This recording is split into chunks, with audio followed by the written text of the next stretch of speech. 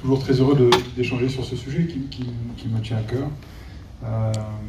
Je vais peut-être commencer par vous dire pourquoi le maritime m'intéresse.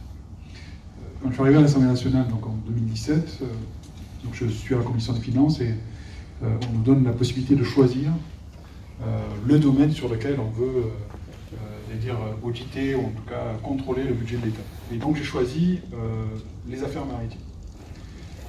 Pour deux raisons. La première, c'est la question de la pollution atmosphérique. Je suis élu sur le bassin Est, on va dire ça, 14e, 15e, 16e arrondissement de Marseille, donc le grand port maritime traverse de part en part ma circonscription, et on avait des problématiques avec les riverains notamment, de communication pour expliquer ce qu'étaient les activités maritimes, notamment sur le grand port. Et quand je suis arrivé, ça faisait 4 ans que les riverains et le port n'étaient pas rencontrés, donc j'ai organisé la première rencontre, Madame Cabot à l'époque, qui était responsable du port, pour faire en sorte que le dialogue s'instaure. Parce que le risque, si vous voulez, pour vos activités, sinon, c'est d'avoir des décisions de justice qui viendraient dire on arrête l'activité de tel ou tel professionnel parce qu'il est source de pollution. Et donc, je pense encore qu'il faut anticiper, évidemment, être force de persuasion pour faire en sorte d'amener les industries qui sont les vôtres, mais je pense que vous êtes complètement convaincus aujourd'hui, mais en tout cas de faire savoir qu'on va vers du plus vert, je pense que vous l'avez démontré, et ça, il faut que les riverains le sachent.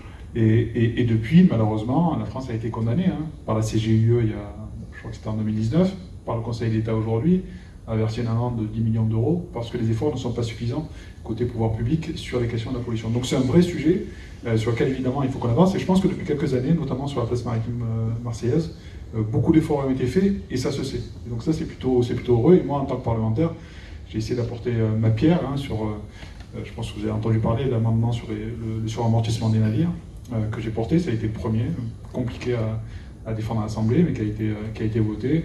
Le GNL ensuite, avec la baisse de l'IFER pour les méthanistes, qui permet aujourd'hui de fournir le GNL sur la place marseillaise. L'électrification à quai, 20 € le mégawattheure à l'époque, que j'ai fait descendre à 50 centimes d'euros.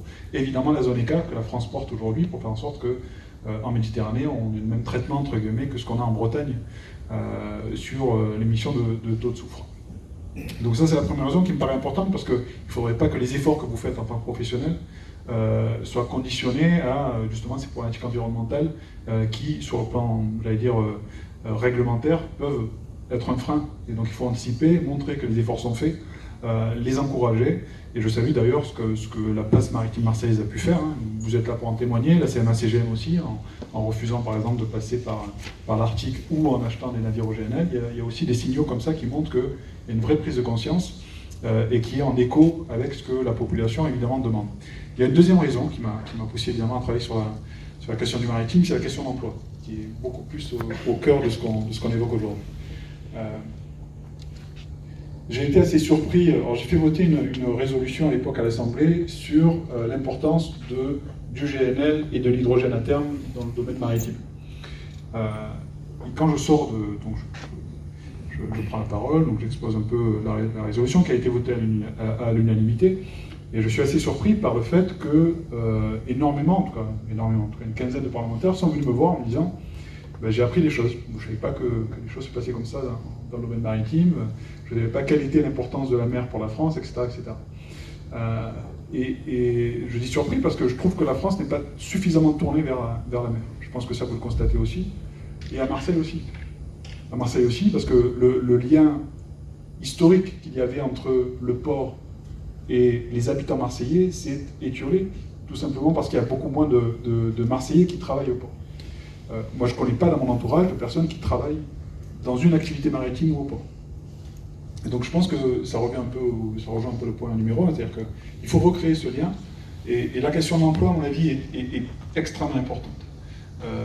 On a aujourd'hui des entreprises qui vont chercher des travailleurs ailleurs, voire à l'étranger, alors qu'en face, mais littéralement en face, vous avez des zones de chômage extrêmement importantes dans le nord de la ville, 40-50% de chômage. Et donc là, il y a une vraie problématique sur laquelle il faut qu'on travaille.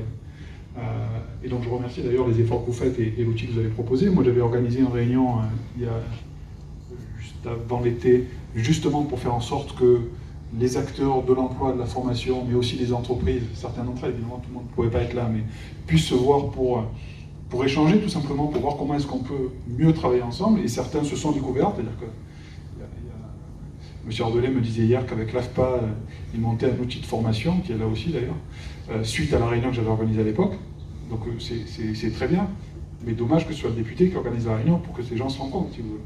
Et donc c'est pour ça que moi je milite aujourd'hui, au-delà des questions de compétences, vous avez parlé, mais qui n'est pas ma partie, je dirais, parce que c'est vous qui savez de quoi vous avez besoin. Moi je milite aujourd'hui pour qu'il y ait un guichet unique, c'est-à-dire qu'il y ait un endroit, virtuel ou physique, où celles et ceux qui sont intéressés par les métiers de la mer, quels qu'ils soient, de manière la plus large possible, puissent aller.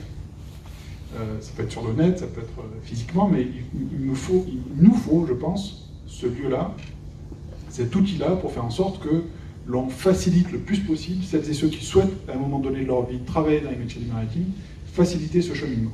Aujourd'hui, demander à un Marseillais à quel endroit tu irais pour avoir des renseignements sur les métiers de la mer, bon courage pour avoir une réponse. Donc je pense qu'il faut qu'on travaille sur cet aspect-là et que, de manière collective, on ait cette prise de conscience sur la mer, le maritime, c'est un vivier d'emploi, un vivier de croissance pour le pays. Deuxième zone économique exclusive, mais lorsqu'on a dit ça, on a à peu près tout dit parce qu'on ne l'exploite pas. Je pense qu'il faut absolument qu'on prenne conscience de cet outil. Le confinement a montré qu'on avait une dépendance vis-à-vis de l'extérieur qui n'était plus acceptable. Donc travaillons sur ce potentiel-là, qui en plus a un potentiel de développement environnemental et écologique extraordinaire. Donc je pense que les efforts que vous faites sont salutaires, bons pour vous, bons pour le pays. Maintenant, à nous de nous mettre en ordre de marche. Donc merci pour l'outil que vous allez présenter. J'espère pouvoir l'alimenter avec les réflexions que j'ai pu mener aussi avec d'autres professionnels qui sont ici. La ministre de l'UMF a pris ce sujet à cœur, donc représentant de la place maritime. Il faut qu'on avance ensemble pour faire en sorte que toutes celles et tous ceux qui veulent se tourner vers la mer au moment de leur vie puissent le faire de la manière la plus simple possible. Merci. Merci.